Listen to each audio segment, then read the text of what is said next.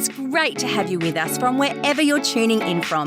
For more information about Elevate Church or to contact us, head to our website elevatechurch.me and take us wherever you go by downloading our Elevate Church AU app. We hope this message inspires and helps you to take your next steps in your journey. Good morning, Elevate, and thank you so much for inviting us back into your lives. And we're going to be just spending a couple of weeks talking about the narrow way. At the end of the Sermon on the Mount, Jesus talks about the fact that there's a narrow way and a broad way, and a lot of people find the broad way, but the narrow way can be found, but only a few walk it. And I know when I was growing up, that was taught to me that the broad way was for people who don't believe in God and the narrow way was for people who do believe in God. But scholars actually say that that's not the correct way to interpret that. Because when Jesus was speaking to the crowd, everybody believed in God. The broad way was for those who believed in God but didn't really allow it to change their lives. The narrow way was for those who wanted to be disciples of Jesus, who wanted to be obedient to the way he calls us to live. So we're going to start today by looking at some aspects of the narrow way. And I want to start by giving you perhaps a vision of what it looks like to walk the narrow way, and then maybe what it doesn't look like. A story from a reasonably forgettable book I picked up at the airport last week.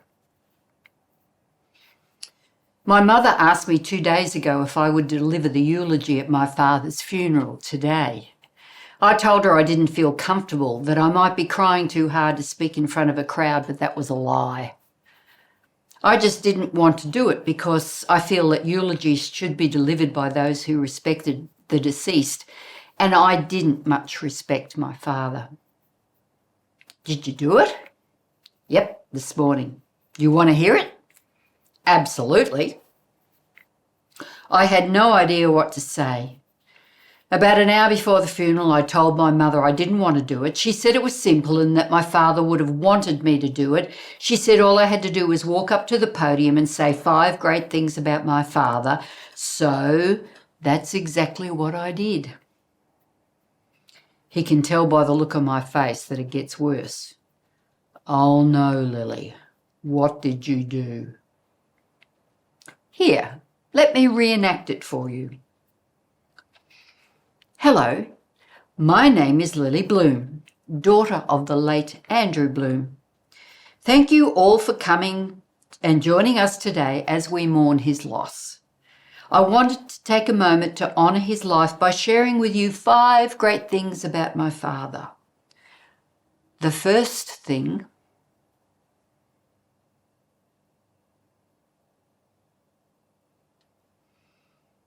I look down at him and shrug. That's it? What do you mean? I stood up there for 2 solid minutes without saying another word. There wasn't one great thing I could say about that man, so I just stared silently at the crowd until my mother realised what I was doing and had my uncle remove me from the podium. Wow. I've been thinking a lot about funerals and eulogies lately. There was a family at our church just in the last week that lost a beloved dad and pop. And I asked them how the funeral went. Well, it couldn't be more different from what I've just read. The man who had died was someone who knew Jesus personally. It was the kids and the grandchildren said that it was a wonderful day, that he had been honoured, that his family had been joyful because they knew where he was. They spoke of the godly influence that he had had on his family and how his children had felt loved. and how his grandchildren had seen the legacy that had come down through the generations. So different, such a contrast. Two people living their lives in ways that affected people in opposite ways. One walking the narrow road, one walking the broad path. But I read something in this beautiful book called Psalms Now this week that really challenged me. It's like a contemporary retelling of the Psalms. I read this. "O God, I come to you in sorrow and shame." Obviously, this person's done something bad. "I spoke up in my own defense today." Hang on, isn't that something we're supposed to do? "I spoke up in my own defense and uttered words that knifed their way into the heart of my friend, and this created a great rift between us. I would never raise my hand to strike anybody, but the tongue is more destructive than the fist, and I hurt the one I love.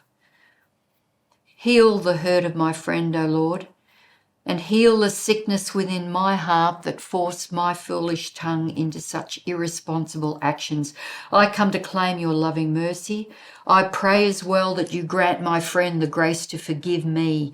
May your Spirit who abides in my heart curb and control my rebellious tongue and teach me to speak words that give life and promote love." I ask myself, is that me? Is that the sort of person that you are? Are you full of that much grace? Well, when we walk in the narrow way of Jesus, that's the vision that we're aiming at. A life steeped in love that overflows in patience and self-control and generosity and gratitude and kindness and strength and compassion and humility and forgiveness. And if we want to be more like Jesus, we have to get a vision of ourselves, what we could be if we were fully formed by God. You know, it's like someone wanting to lose weight who puts a photo of their thinner self on the fridge. It's like, that's my vision, that's what I want to be. But of course, we're talking about so much more important than weight loss here. Let this verse sink in. This is from 2 Corinthians. When someone becomes a Christian, he becomes a brand new person inside. He is not the same anymore. A new life has begun. Just think about that. If you're a follower of Christ, when you became a Christian, you became a new person. You're not the same anymore. What is there about you that you would want to change? If you're like me, I've got a list. Here's the amazing news. Jesus gave us a new way to be human. At the core of our being, he says we are holy, godly, compassionate, generous, and loving. We have a new nature, that of the God who created us. But now we need to put some things in place to learn to live that way. Now, let's be honest, all of us struggle to live up to that image of the new creation that Jesus says we are. So, but Jesus has saved us. Why aren't we perfect? Why doesn't he just zap us? I would love to be zapped. The salvation we accepted when we said yes to Jesus is not a call to a zap. It's a call to follow, to be an apprentice.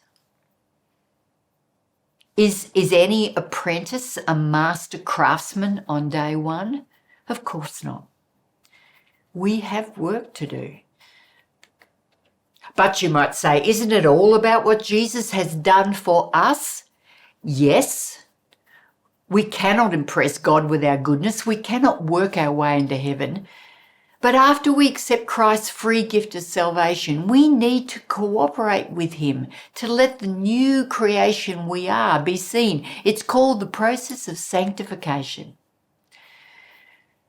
Dallas Willard's famous statement, so important, the gospel is not opposed to effort. It's opposed to earning. And remember, I think I showed you earlier this picture of what I call the barcode Christians. It's like we have this idea that maybe all we have to do at some time in our life to put our hand up and make an intellectual assent. Yes, I believe in Jesus. And then we think, yes, we're a Christian. We don't need to do anything else, make any other changes to our life. And when we enter the pearly gates, God's just going to run his scanner across the barcode on our forehead. Yep, you're in. I don't think that's what the scriptures talk about at all. If you remember Christ's teaching on the Sermon on the Mount, the very last picture that he paints in that sermon is about the man who built his house on the rock. And Jesus says that that's like building his house on his teaching, on the teachings of Jesus. And it was battered by the storms, but it stayed strong.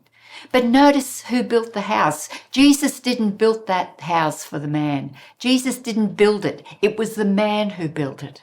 The man built his house on the rock.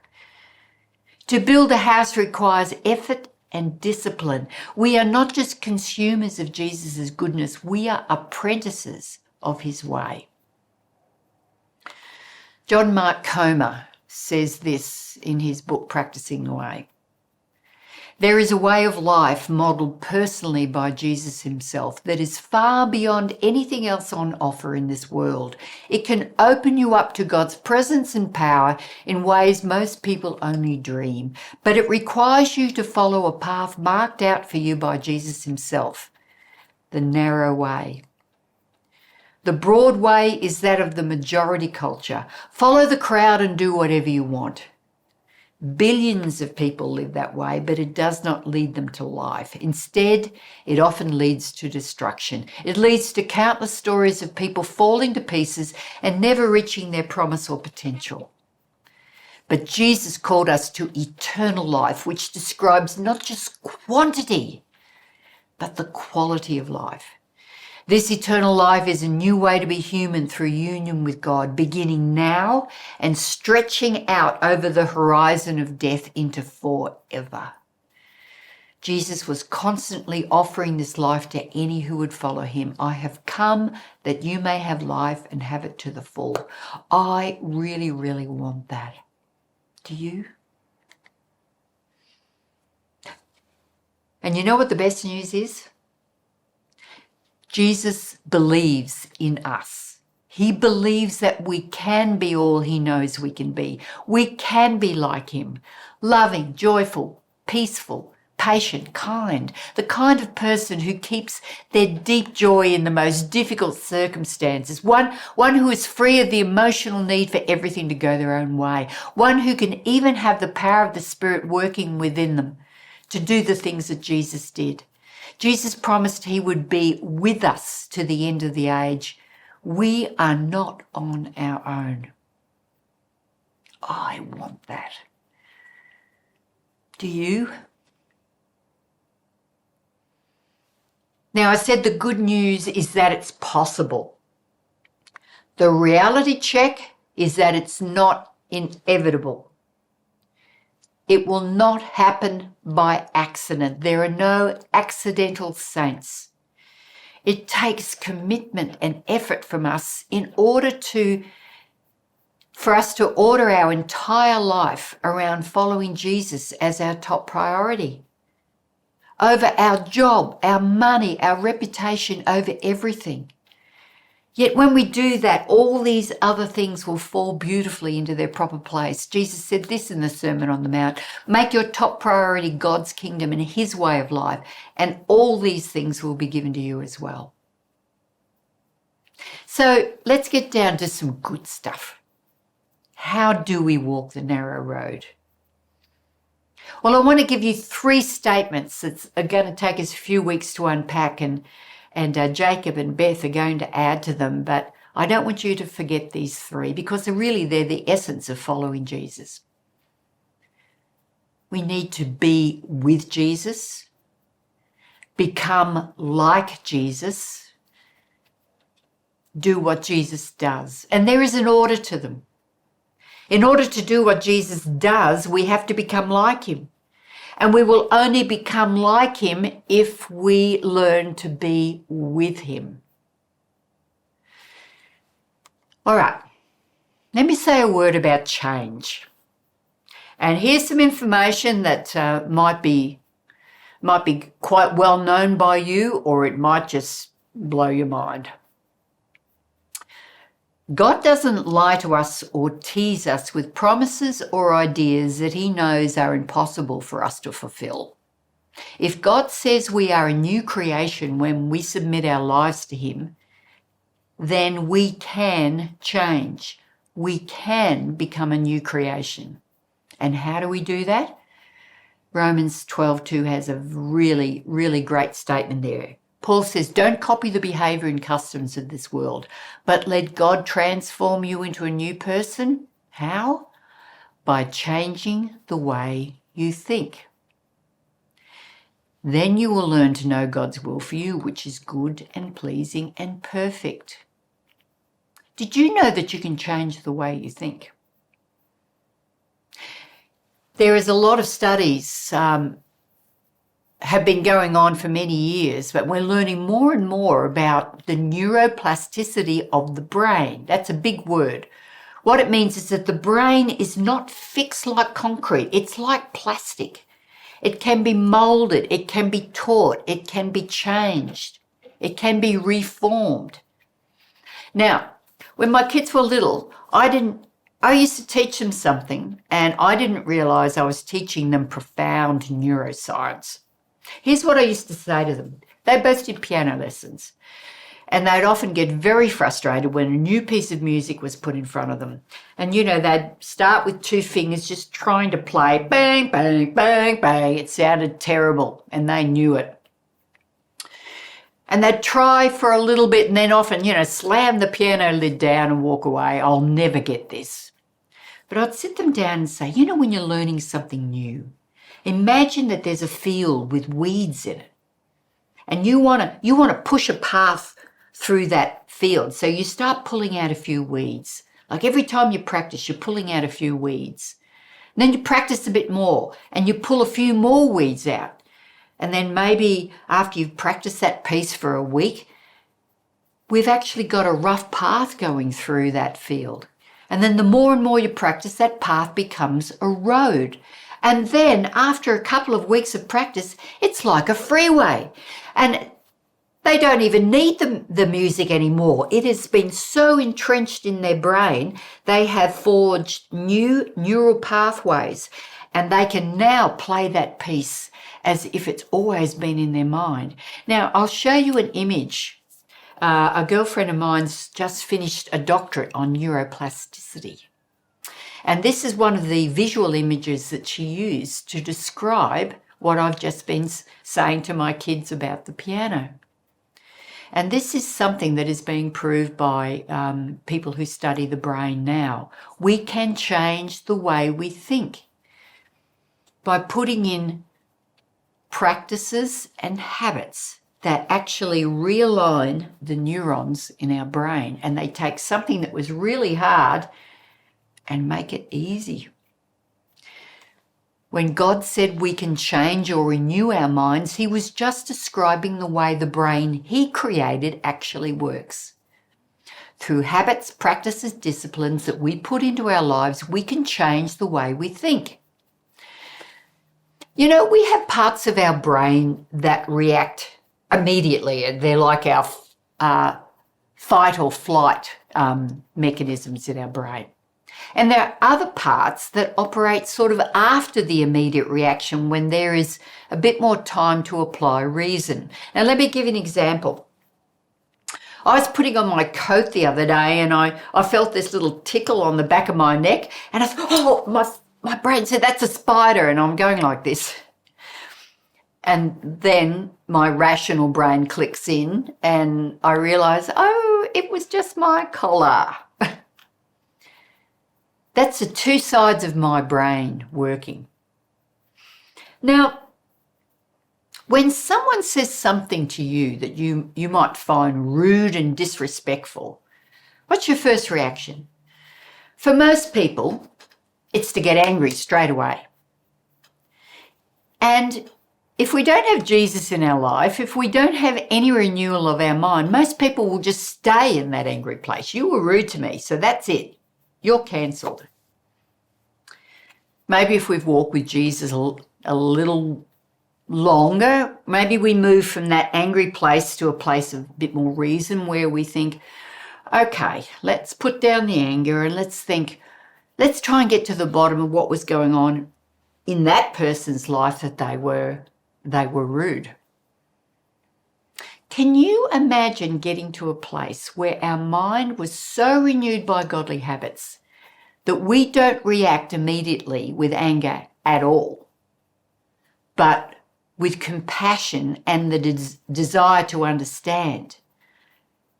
Oh, that person's been really rude and disrespectful.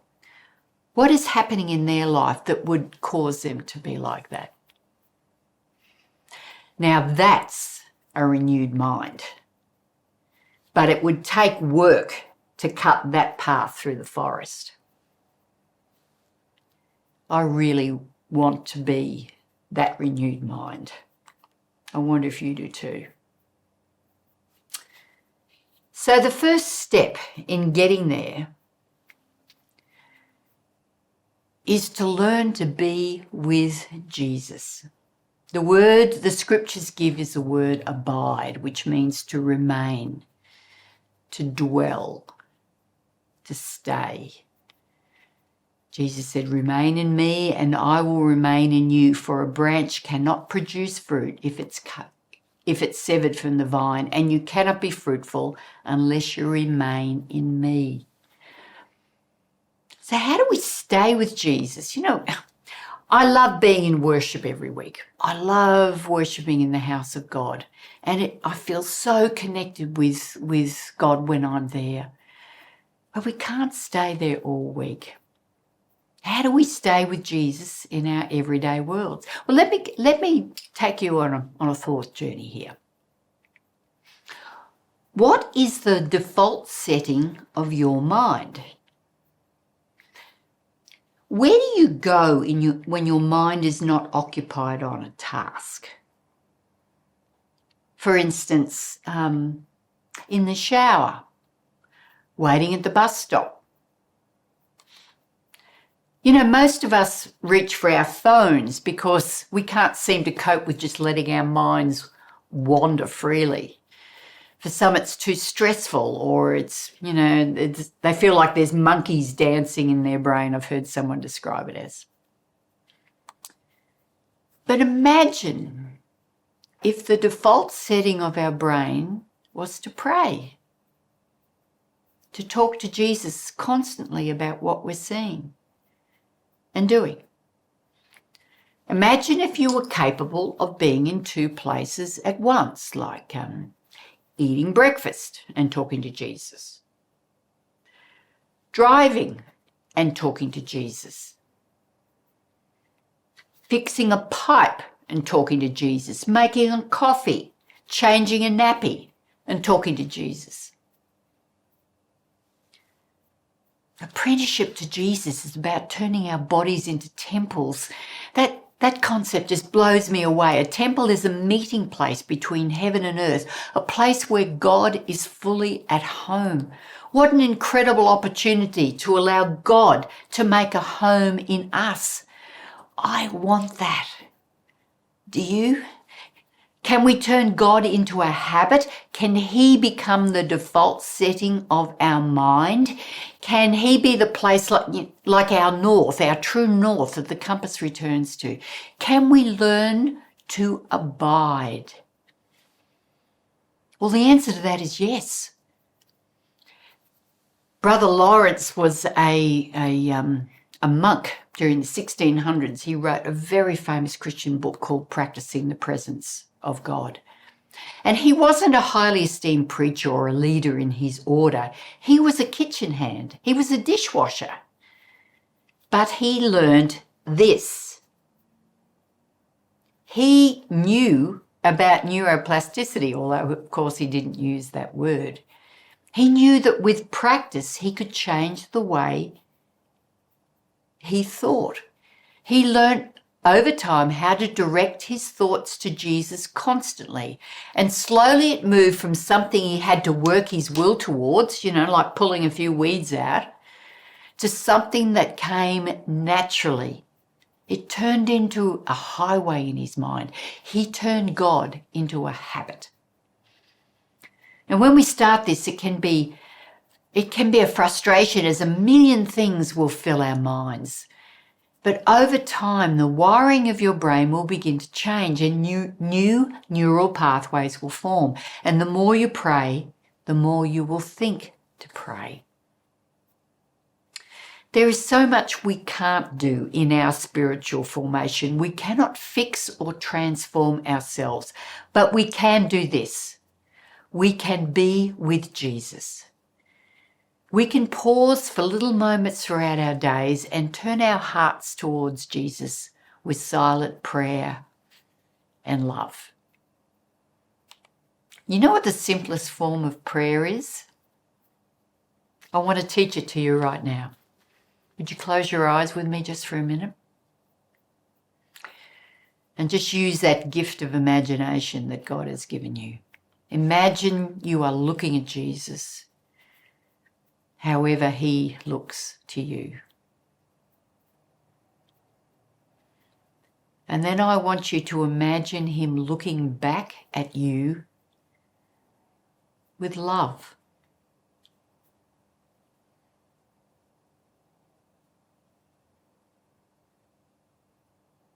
And that's it.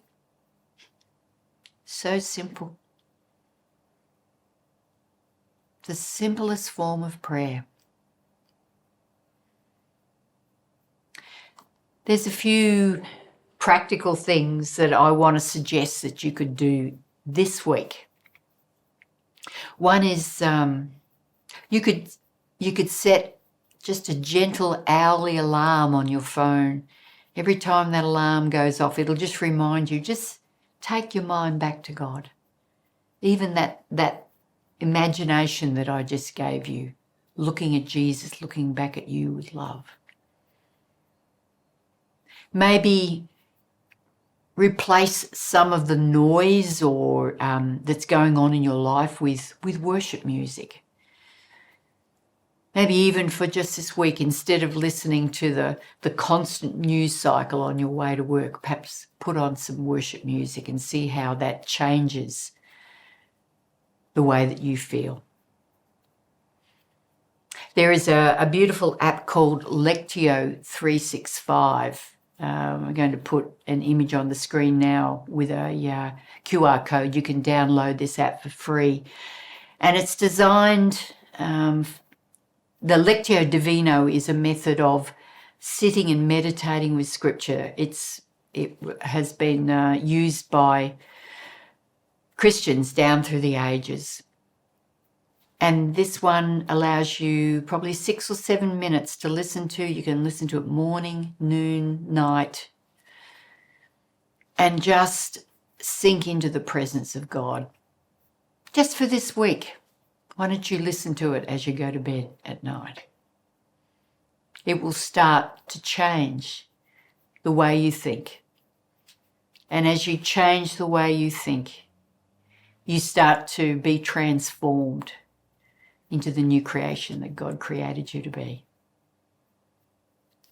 Well, next week, Jacob's going to talk to us a bit about becoming like Jesus. Thanks, Elevate. God bless. We really hope you got a lot out of this message. If you live in the Perth area, we'd love for you to join one of our live experiences. For times and directions, as well as information, head to our website, elevatechurch.me. For those of you beyond the Perth area, we'd love for you to connect with our online experience, which premieres every Sunday via YouTube and Facebook Live, and on demand immediately after. And to partner with us to reach more people by giving financially, head to our website, elevatechurch.me, and also download our Elevate Church AU app.